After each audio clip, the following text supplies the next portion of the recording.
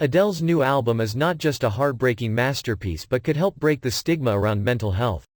It's finally here. Adele Day. The singer has been candid about the inspiration behind the eagerly anticipated fourth album, Divorce Babe, Divorce. But it's the brutal honesty with which she is tackling her mental health that is so inspiring. Navigating a divorce is never going to be an easy process, no matter how amicable the split, but 30 highlights how the star has handled a life-changing decision and the devastating impact it has had on her mental health, all while being in the public eye, with grace. Speaking to Vogue ahead of the album release, the 33-year-old revealed that her well-being suffered as her marriage ended. "My anxiety was so terrible, I'd forget what I had or hadn't said to son Angelo about separating." The singer's therapist suggested she record conversations with him so that she could listen back and reassure herself.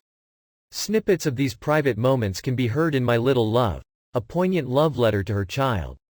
"Mummy's been having a lot of big feelings recently," Adele says in that warm, familiar London accent. "Like how?" asks her little boy. The singer attempts to explain. "Just like, I feel a bit confused.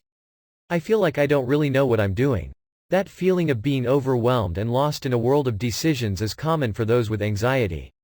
"As someone who can relate to that panic, my natural reaction is to curl up in a ball and hide from the stress, but here Adele is, hashing it out with her emotions for all to hear on what's sure to be a best-selling album." By speaking so openly with her son and then going on to be able to discuss it in nearly every magazine out there, Adele is a reminder that nobody has it easy. Mental health affects most of us at some point and there is no harm in talking about it. While discussing the album, it is clear that 30 was an outlet for the Tottenham-born star to process the changes in her life while addressing her decisions. "I just felt like I wanted to explain to Angelo, through this record, when he's in his 20s or 30s, who I am and why I voluntarily chose to dismantle his entire life in the pursuit of my own happiness." The song later features a heartbreakingly tearful Adele confess to listeners that, "I'm having a bad day, I'm having a very anxious day." The emotion in the singer's voice is palpable and it is devastating to hear her try to come to terms with this new way of living, all while battling with the guilt she feels for her actions and helping her son adjust.